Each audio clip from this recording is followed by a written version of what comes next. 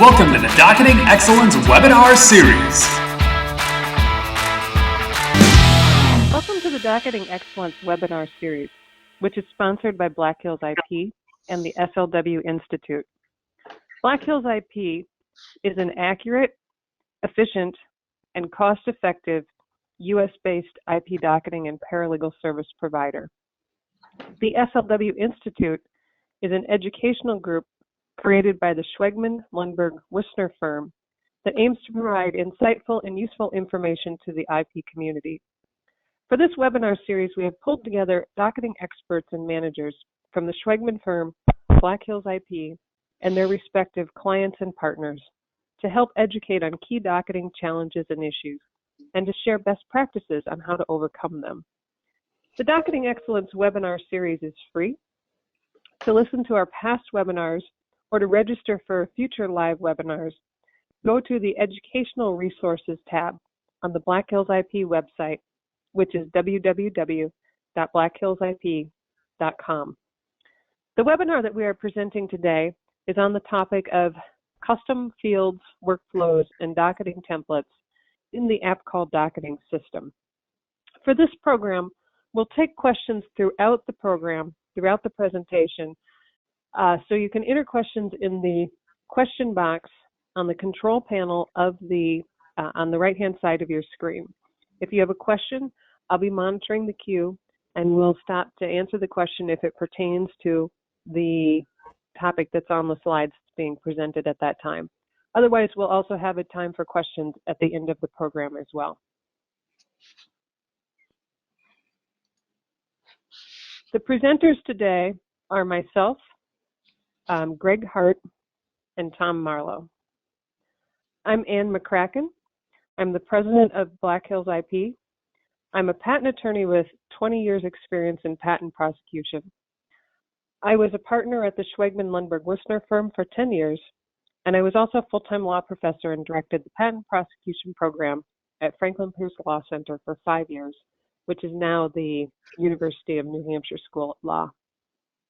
Greg, can you introduce yourself? Sure. Actually, Tom's thing is up first. I'm not sure who. Oh, Tom, sorry, I'll hand it to you. Sure. No problem. Thanks for the wait, Greg. So I'm Tom Marlowe, and I focus on analytics, technology, and renewals at Black Hills IP. For my background, I come from a corporate in-house perspective, overseeing portfolios, outside counsel, M&A diligence, general strategic management. Well, and then prosecution prior to that. With respect to this topic, to me, well thought out workflows not only keep things on track, but also promote efficiency inside and out. And in the IP world, docketing is at the core of those workflows. And that's why I'm excited to be discussing some of those flows in AppColl today with Greg. And I'll turn it over to Greg. So yes, hi everybody. Again, my name is Greg Hart. I am the Director of Support and Implementation at AppColl. I've been here about 4 years now. Before AppColl, I was in private practice for about 10 years, doing patent and trademark prosecution for different law firms. And prior to that, I did software development for about 7 years, and then found my way to AppColl. Well, thank you. Oh, go ahead, Greg. First, I wanted to thank you and Tom for being a part of the program today. And we're going to have Greg lead us off with a little bit of terminology for the AppColl docketing system, because I recognize that some of the audience members may not be current users of that docketing system. This might obviously be a little review for those of you that are experienced AppColl users, but I'd like, Greg, for you to set the stage with some common terminology and then go on into the heart of the program. Sounds great. Sounds great. Okay, so the next slide, for those of you who are not familiar with AppColl, we're a cloud-based software solution that's a full-blown IP docketing and portfolio management system. So you're able to store in addition to patents and trademarks, any other types of IP matters. So NDAs and domains, copyrights, any litigation you may be doing. You can store all this within AppColl and create items that need to be done, your docketing items, court dates, whatever your needs may be. And we retrieve information from private payer using your digital certificates. On the trademark side, TSDR, and then we also retrieve information from the EPO's SpaceNet database. And we can automatically docket your US patent and trademark and PCT applications. We've got an integrated billing and accounting system, so you can enter your time, you can generate invoices, make payments against those invoices, track retainers. And then we've got some fairly advanced reporting capabilities of generating, as simple docket reports, as well as aggregate data that clients may ask for, how many matters do we have pending by country, all kinds of different ways to mix and match your data. We can send emails when tasks are coming due, generate calendar invites to add on to your calendar.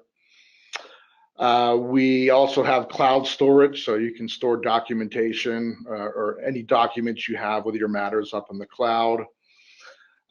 We can manage your prior art as well. So if you've got a bunch of prior art you want to keep in the system, that's available, as well as populating SB08 forms and any other US patent and trademark fillable forms. So, okay, next slide. So we use certain terminology that may be different than some of the other docketing systems you've used before. Within AppColl, a matter is any separate entity from anything else. So patents, trademarks, copyrights, as I mentioned before, domains, contracts, etc. And a task is any item associated with a matter, which includes any communications from patent or trademark offices, any reminders you've set up in your system, as well as any of your to-do docketing items would fall under the task terminology. On the next slide, we have, got to remember the slide. Okay, so when referring to tasks, which is going to be kind of what we're going to talk about here, is how to generate a workflow for having items coming due. We have different names for the dates that are associated with a task. In our world, the respond by is the basic due date. The reference date is the date by which everything is kind of focused at. So for example, if a task is responding to an office action, a reference date would generally be the date the office action was mailed. Or if we're generating a task based on when a matter issues, for example, the reference date may be that issue date. So that can vary depending on what you're trying to get at. Final due dates apply to tasks that have extendable deadlines, such as office actions. So there will be the original respond by date as well as a final due date. And then lastly is date offset. So depending on the reference date you're using, you may, for example, with a pay issue fee, you're going to offset the date that the notice of allowance received by 3 months. So the date offset lets you pick how many months or days from the reference date that your item would be due. And then we've got a couple different types of deadlines. Hard external, these are your non-extendable deadlines that are usually tied to some office action or some action with a patent office, such as paying an issue fee. Extendable external, as I mentioned before, if you've got items that have extendable deadlines, such as office actions, they would have a deadline type of extendable external. And then we have internal deadlines or reminders that are, usually not a hard deadline, but maybe internal things, getting client reporting letters out, something along those lines. And then we have events, and those are just items that usually would come from a PTO office, the actual communication that an office action was mailed, etc. Okay, on to the next slide. Go back one more. Okay, and then completion states. So all tasks have a different completion state. Any open tasks, of course, are things that have not been done yet that would be on your open docket. If you actually complete a task, it would have a completed state. And then if we're talking extendable deadline tasks, the way we handle those is by marking these items as missed. So if we generate a respond to non-final with its initial 3-month deadline, you would mark that as missed if you wanted to let AppColl know that you're not filing in that period and that you need a 1-month deadline pushed out. So, okay, so next we are going to do kind of a sample workflow here. And in this example, we're going to do a fictitious pay Australian annuity. And in this example, when a matter is filed and gets a filing date, we're going to generate a pay annuity that is due 1 year after the filing date. And again, this is just an example. Don't take this necessarily as law, but just want to show how this process can work. So after a pay annuity task is generated, that would be on your open docket. And then when you mark that as completed, which is the annuity paid, the flow would then generate a subsequent pay next annuity. And that would be due 1 year after the previous one was due. And the idea here is then this goes into a cycle of each time the annuity is paid, it generates the next one a year later until you would, your flow changes. You no longer need to pay annuities. So that would just be a cycle that would continue. So on the next slide, we show what a task type looks like. So the difference between a task and a task type is the task type, which you see here. This is the underlying groundwork for how and when a task shows up on your docket and what events cause it to be created, how the dates are determined.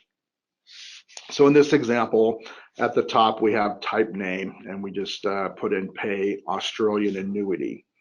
The next is the default owner. And in AppColl, the attorney for a matter, such as a patent or trademark, can be independent of who owns individual tasks.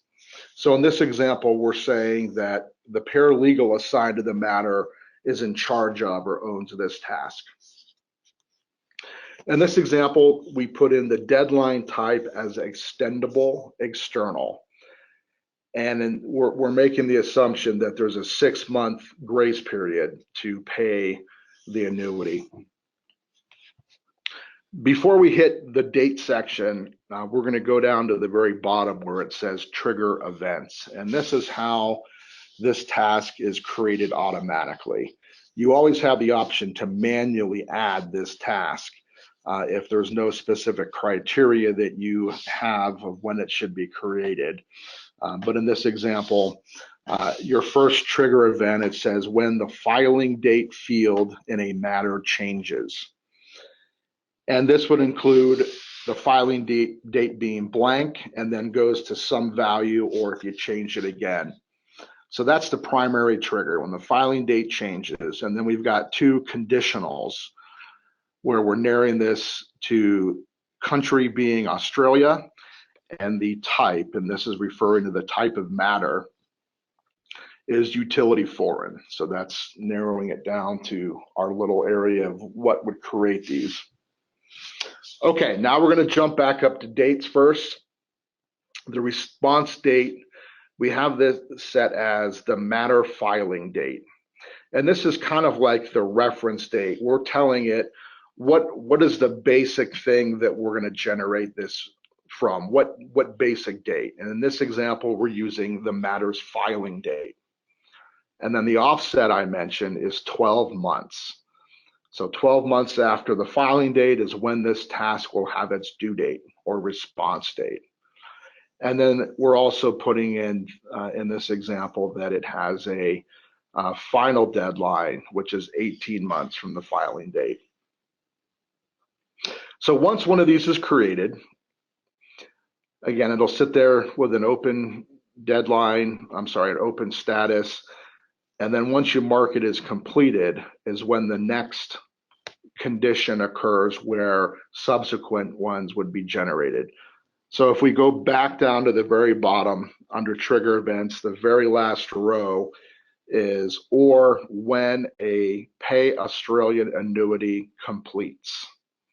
So that's where we're going to generate subsequent ones when the prior is marked as complete. And then back up to the date section, last area we're going to touch on, we have different ways that the due date would be created. So the first one is always done based on the matter filing date. But then there's the or if later drop down. And this is saying we're going to use the triggering tasks reference date. Again, some of this terminology takes a little bit of getting used to, but what we're saying is the triggering task, which is the original pay Australian annuity, whatever its date was, we're then adding 12 months to that. And then again, it has a final deadline of 18 months. So that's how you would create the subsequent ones, is that or statement at the very bottom of the triggers and then doing a later date range. So I know that's a lot to take in. Okay, and then later, the further down in that section, right up from trigger events are notifications. And we're going to talk about how you can have notifications sent out when this task is created. So you would normally click the add button to generate a notification. And on the next slide is what our little notification editor looks like.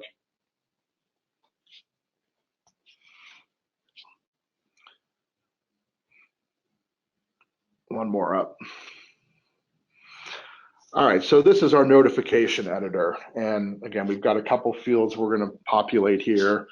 The notify is the first one. So this is who it is that we're going to send out this notification to. We've got a number of options. In this case, we're saying the owner of the task, but it could be the attorney for the matter. It could be a whole slew of different ways you would send these out. And you can send multiple of these to different parties. Next, we're saying via email and via calendar entry. And then over by where it says send, it's checked that when the task is opened, we're going to send this out via email and as a calendar invite. And then we're checking that we're going to also send this again 1 month before it's due. And there's a couple of other check boxes. If you really want to bother people, you can send out notifications, every 7 days until a task is completed or something along those lines. The message subject. So here we're going to enter in Australian annuity payment due. And then we've got our own syntax for inserting data into emails such as this come from your AppColl database. So here we use those little squiggly brackets, open and close, and we're saying it's due on,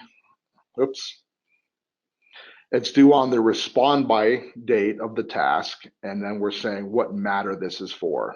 Attorney ref is our docketing ID number. And then we're just pulling in some other information, the title of the matter, application number, who the attorney is, what the filing date is. So once this is saved, when this task is opened, we'll send those notifications out. So that's the end of my portion, and Tom is going to talk about another scenario of doing some workflows. And Tom, before you start, Greg, I want to note that there is a question in the queue. Okay. I'm going to let you take a look at it Sure. while Tom's talking, and then we'll answer it at the very end. Okay. So Tom, let's hand it over to you. Tom, I don't think anybody Tom? can hear you if you're talking. Sorry, muting. So what I was one of the workflows that I pay particular attention to is around making a continuation divisional type decision. This is important because the wrong decision can, in some cases, cost a few $1,000s, or worse, prematurely end the chain of a valuable family, which not many of us want to happen unexpectedly. The tricky part is that this deadline to file a continuation is the hard deadline is not known until you actually have the issue date. And given the work that many times goes into making that decision, that might not allow enough time to make a thoughtful decision. So what do? I like to break it into parts. So first you have a reminder a reminder once we can see that the issue date is kind of coming down the tracks, even if we don't know it yet, we'll call this soft deadline. And then a hard deadline once it can be defined. And the soft deadline is triggered from the allowance date. We'll use, say, 3 months. The hard deadline is triggered from a known future issuance date. And to be safe, we'll use, say, the day before the date that the matter's going to be issued. Okay, let's take a look at the next slide, and we can see how it's done. So what we're looking at here, similar to what Greg's shown us, is task configuration in AppColl. And we're going to take a closer look at how this soft deadline, the first one, the reminder, is configured. So to dive in on the next slide, we'll take a look at a few of the components. So here we've got the name, the task name for this soft deadline, and I've kind of highlighted the fact that it is a reminder. And then in addition to that, if you look down at the deadline type, I've set this as an internal deadline. This is in contrast to being like an external hard or extendable deadline. So to make clear that this is soft. And the third thing to look at here is when the response date or the reminder date is going to be, and we're going to set that at 3 months from the allowance date. Okay, on the next slide, we'll take a closer look at how the task gets triggered. And we can see in the triggering events here, we're looking at a US matter that is a utility or design. And then we either need to have an allowance date or a notice of allowance task completing. Once we have that, we're going to launch this deadline. And you can also note on this screen the comment, I've set just an additional clarification that this is the pre-issue notification reminder. So if it hasn't been clear, it's just a reminder, not a hard deadline. Okay, so let's take a look on the next slide then. That gets you that reminder, kind of soft deadline, time to start talking with the stakeholder or the client or whoever needs to provide input. And then we need the hard deadline. So we need to know exactly when the continuation or divisional needs to be filed. And so if we dig into the details of this hard deadline on the next slide, we'll note some stronger language in the name of the task. So in this case, the task is named file, continuation, or divisional application. You've got to do it. You've got to make a decision on it. For the deadline type, you'll note that is a hard external deadline. And then the date that the deadline is set to, we're using the issue date minus 1 day. So the day prior to the issue date. That gives us safe time to get that thing filed. So on the next slide, we're going to take a look at how this task gets triggered. Looking at the triggering events, we're going to see again, this is a US utility or design, and we're going to launch it as soon as that issue date field is populated. So essentially, once the issue notification is received, and we see, okay, the issuance is going to be in 2 weeks or 30 days or whatever date is provided by the patent office, that gets populated into AppColl, and on population, this deadline launches.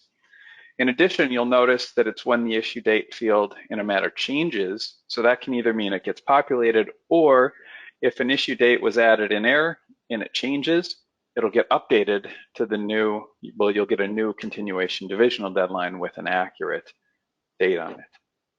The last thing to note here, just what I've added for good measure, is a note at the bottom that in the description that notes that this is a final deadline based on the issue date, is an additional way to differentiate it from the soft reminder deadline. And that pretty much wraps up this flow, and should allow docketing of the accurate deadline while also allowing sufficient time to make a good informed decision within AppColl.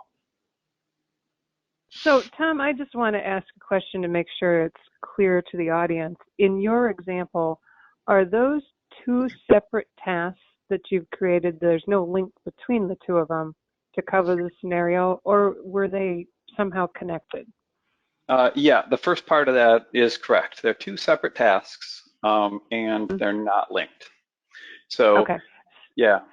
So the interesting thing to compare that to the example Greg had, which also launched 2 different dates, those were linked in the logic in a single task where you had the initial one and then if later something different, but that was all in a single task configuration.